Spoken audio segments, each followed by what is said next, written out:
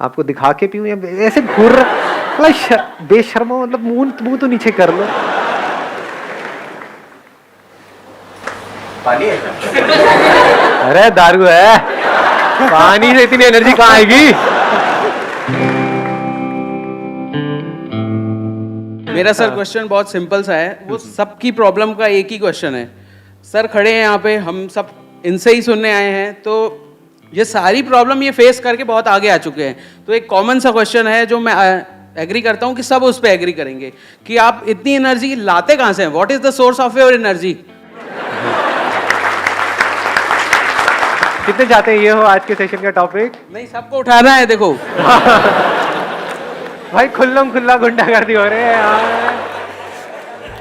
हमारे अंदर से ही एनर्जी निकलती चली जाए और उसके रुकने का कोई तरीका ना हो।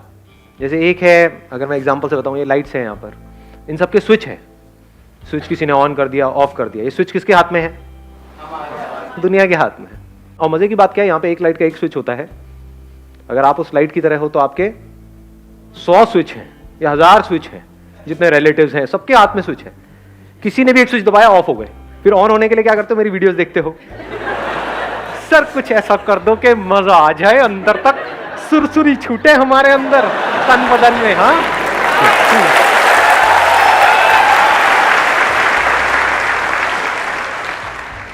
ये सब टेम्परेरी सॉल्यूशन है, इसका कोई फायदा नहीं है। रियल सॉल्यूशन क्या है कि बिल्कुल रिलैक्स होकर के आराम से ठंडे दिमाग से विद पेशेंस समझने की कोशिश करो कि वो सोर्स ऑफ एनर्जी क्या है। एक बात तो पक्की है, कहीं बाहर नहीं है। क्योंकि मैं किसके वीडियो देखूंगा? आपके पास तो फिर भी मैं हूं। मैं किसके देखूं? मेरे से बेटर कौन है?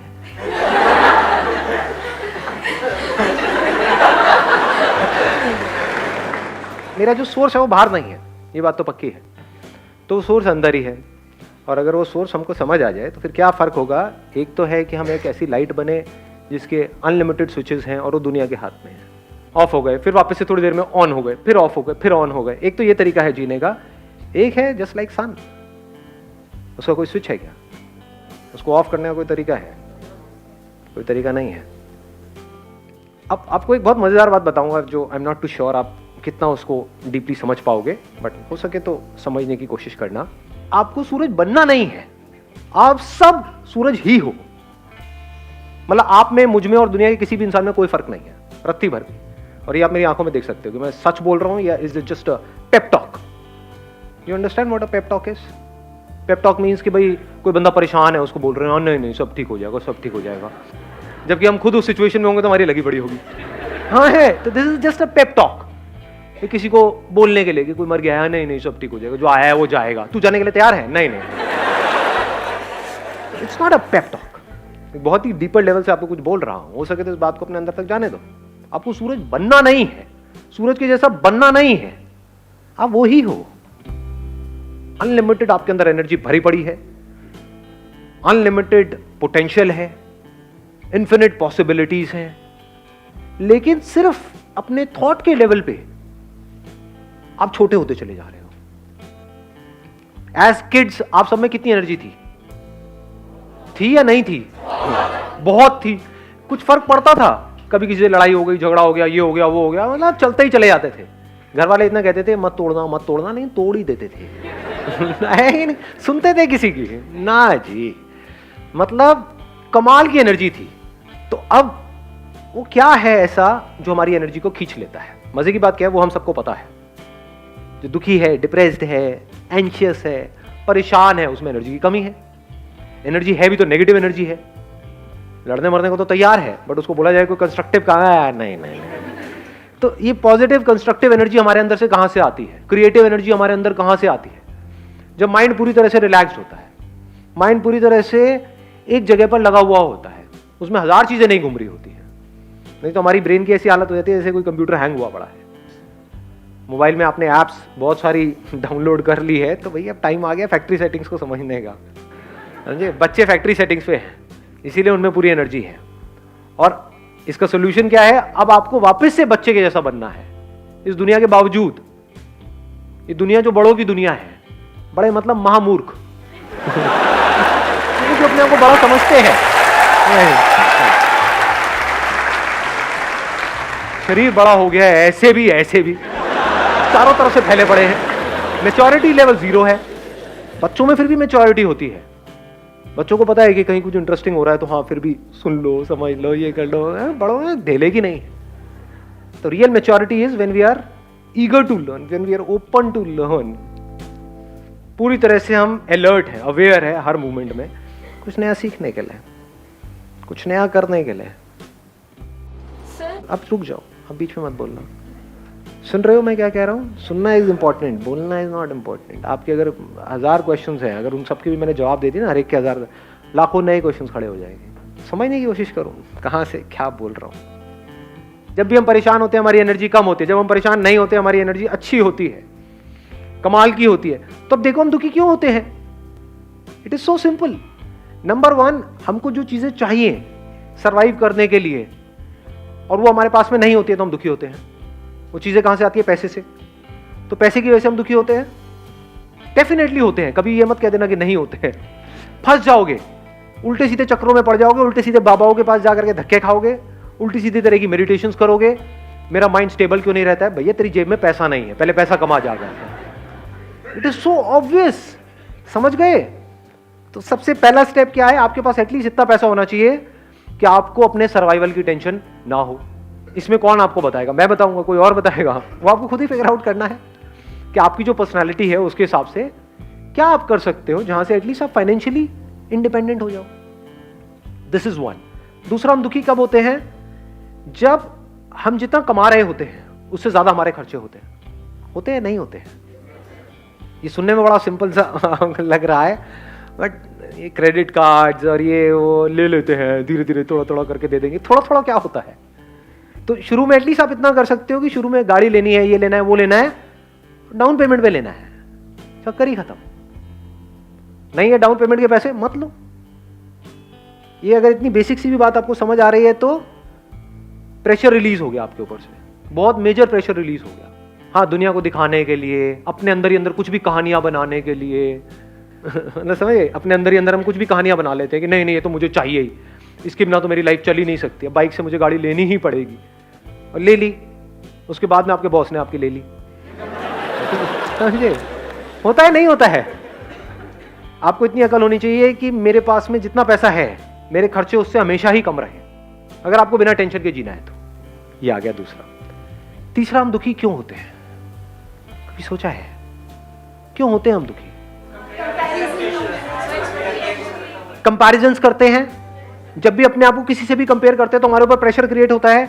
इस दुख को आप प्रेशर बोल सकते हो। और जिसके ऊपर जितना ज्यादा प्रेशर है, अभी जैसे आपको बोला जाए भागने के लिए और आपके पीछे मैंने 50 किलो का एक बैग टांग दिया, कहूंगा भागो, और एक है कोई बैग ही नहीं है, कोई बैगेज नहीं है, किस केस में ज्यादा तेज भागोगे? ऑब्वियस है ना, ये बात है, बोलने की जरूरत है। तो अपने अंदर झांक करके देखो कितना प्रेशर है।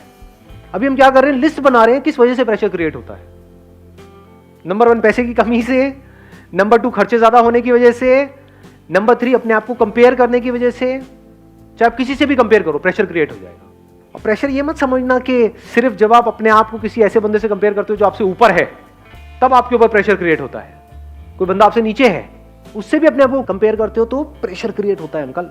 क्यों? क्योंकि अब आपकी वॉट लगेगी ये सोच करके ही कि अगर वापस से मुझे उस लेवल पर डाल दिया तो पता नहीं क्या हो जाएगा। आपके ऊपर प्रेशर क्रिएट होगा कि वो बंदा मेरे से आगे निकल गया तो पता नहीं क्या होगा, इसने मेरी कुर्सी ले ली तो पता नहीं क्या होगा। ये सब प्रेशर्स है, ये आपकी एनर्जी को खत्म करते चले जाएंगे। अपने आप को अपने दोस्तों से कंपेयर करो, ये करो वो करो। तो comparison of any kind is pressure. ये तब आप समझ सकते हो जब बड़े रिलैक्स होकर के अपनी ब्रेन को आप ऑब्जर्व करते हो। जब आप बोलते हो मैं टॉपर हूं, तो क्या होता है? क्या प्रेशर सिर्फ उस पर क्रिएट होता है जो बॉटम पे है, या स्टॉपर पे भी क्रिएट होता है? समझ आ रही है मेरी बात है? तो इतनी हमारे अंदर अकल होनी चाहिए, हमको आगे बढ़ने के लिए लाइफ में अपने आप को किसी से कंपेयर करने की जरूरत नहीं है। अपने पोटेंशियल को पहचानना है, उसके हिसाब से आगे बढ़ना है। किसी के जैसा नहीं बनना है, चाहे वो कोई भी हो, कोई भी फन्ने खाओ, उसके जैसा नहीं बनना है, अपने जैसा बनना है। और बताओ, और प्रेशर किस वजह से क्रिएट होता है? एक्सपेक्टेशंस। अब एक्सपेक्टेशंस क्या है? सिर्फ एक लाइन में बोलूंगा जिसमें आपकी सारी एक्सपेक्टेशंस कवर हो जाएगी। ये जो दुनिया है जैसी है मुझे पसंद नहीं है, मैं चाहता हूं ये ऐसी हो जाए, यही तो है एक्सपेक्टेशंस। और क्या है? और जब भी आप इस तरह से एक्ट करते हो, यानी कि कोशिश करते हो उनको बदलने की, तो अगर वो बदल भी गए तब भी आप हारने वाले हो इस रास्ते पे चल करके। क्यों? क्योंकि आपकी साइकी में क्या बैठेगा, आपके सबकॉन्शियस में क्या बैठेगा कि मैं बदल सकता हूं। अगर मैं इसकी एक हैबिट बदल सकता हूं, जैसे फॉर एग्जांपल जो हस्बैंड वाइफ है उनकी प्रॉब्लम की शुरुआत कहां से होती है? हस्बैंड कुछ बोलता है अपनी वाइफ को करने के लिए कि तुम्हें करना ही पड़ेगा, मान लो पल्लू करना ही पड़ेगा, वो कहती है चलो कोई बात नहीं, एक ही तो बात है, कर देती हूं ना। उसने पल्लू किया, अब आपको क्या लगता है वो हस्बैंड वहीं पे रुक जाएगा? वो क्या कहेगा? अब तुम्हें रोज सुबह उठ करके पैर भी छूने होंगे, रोज सुबह उठ करके मेरी आरती भी करनी होगी, रात को मेरे पैर भी दबाने होंगे। फिर एक दिन ऐसा आएगा वो गला दबा देगी अपना। अब इसमें नुकसान किसका हो रहा है? ध्यान से समझना, क्या सिर्फ उस लड़की का हो रहा है या इसका भी हो रहा है, लड़के का भी? ये देखने के लिए बड़ी समझ चाहिए। इसका भी हो रहा है, क्योंकि जब अलग होंगे तो दोनों को दुख होगा ना। उसको इतनी, मान लो उसकी 100 एक्सपेक्टेशंस पूरी करने के बाद में उस लड़की ने रिवोल्ट किया, तो उसको दूसरी ऐसी लड़की कहां से मिलेगी जो उसकी 100 एक्सपेक्टेशंस पूरी करे? दूसरी शादी करेगा तो वहां पे तो कान के नीचे पड़ेंगे घुमा करके। समझ पा रहे हो क्या हो रहा है? तो वो बंदा फंस गया ना, उसको आदत पड़ गई अपनी एक्सपेक्टेशंस पूरी करवाने की, और जब उसने रिवोल्ट किया तो अब इसको समझ ही नहीं आ रहा मैं क्या करूं।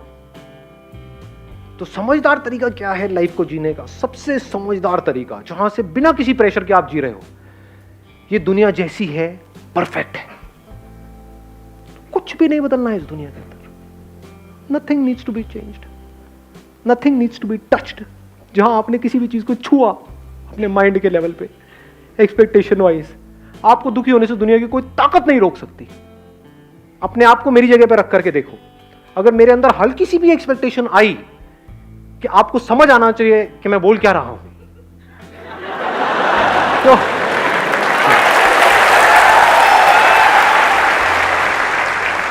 तो मुझे पागल होने से कोई नहीं रोक सकता। मुझे पता ढेले का समझ नहीं आना आप में से किसी को, कुछ सब ऊपर से जाने वाला है। जाने दो, पतंगों को जल जाने दो, पतंगे इसीलिए पैदा हुए हैं। ये इस दुनिया की कहानी है। पता है कि आग में जलना बुरा है, लेकिन क्या करें, फफड़ा रहे हैं अंदर से, चलेंगे, चलने दो। इसको समअप कर देते हैं चारों चीजों को। नंबर 1, आपको पैसे से ऊपर उठना है। आपके पास उससे ज्यादा पैसा होना चाहिए जितनी आपकी नीड्स है। नंबर 2, अपने डिजायर्स को पूरा करना है तो अपनी कमाई को बढ़ाओ। सुनने में बड़ा बेसिक लगेगा, लो फेरारी डाउन पेमेंट पे कौन मना कर रहा है? पहले कमाई बढ़ाओ, बाद में खर्चे बढ़ाओ। खर्चे कमाई से कम, बेसिक्स ऑफ लाइफ, प्रेशर कभी क्रिएट नहीं होगा। नंबर 3 क्या था? बोलो बोलो बोलो। कंपैरिजन। इस कंपैरिजन के कीड़े से अपने आप को बचा लो। ना अपनी ईगो को सेटिस्फाई करना है ये बोल करके कि देखो मैं तो ये कर गया, मैं तो वो, ना ये करना है कि देखो वो क्या कर गया और मैं वहीं रह गया। दोनों तरफ से प्रेशर क्रिएट होता है, दोनों जगह से बाहर निकल आओ। ये आगे पीछे का गेम चलता रहता है इस दुनिया में, इसमें ज्यादा ध्यान मत दो, अपने काम पे ध्यान दो। जिसके काम में दम है वो इस रेस से बाहर आ सकता है, दैट इज इंपॉर्टेंट। इस रेस में जीतना इज नॉट इंपॉर्टेंट। गधों की रेस में जीतना इंपॉर्टेंट है, इस गधों की रेस से बाहर निकलना इंपॉर्टेंट है। उसकी बात हो रही है आज यहां पर।